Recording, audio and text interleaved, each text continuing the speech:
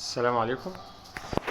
معانا شقة 135 متر، حجرتين كبار، ريسبشن، قطعتين كبيرة، واجهة شرقية بحرية، حمام ومطبخ كبار، 2 بلكونة، تاني علوي،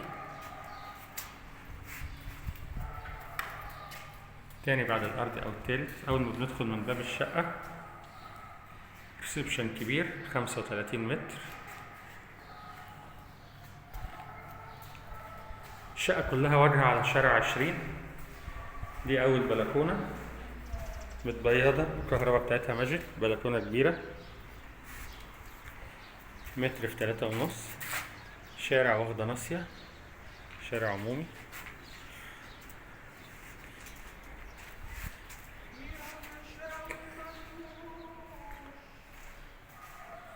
بعد كده بنلاقي طرقة توزيع كبيرة، على ايدينا اليمين بنلاقي مطبخ كبير مربع فيه عداد كهرباء وعداد غاز.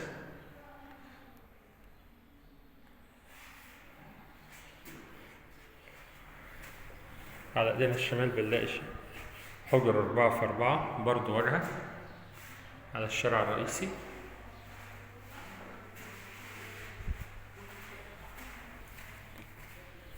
بعد كده برضو حجر 4x4 برضو على الشارع الرئيسي واخدة الناصية.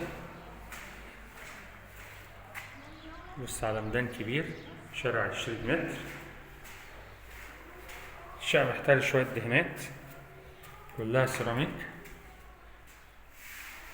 ده الحمام.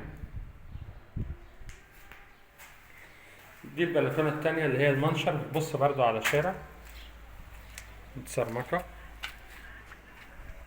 وبرضو جنينة خلفية. الشقة ليها حصة في الأرض، عقد مسجل، دور تالت، 135 متر، حجرتين وصالة معيشة، حمام ومطبخ.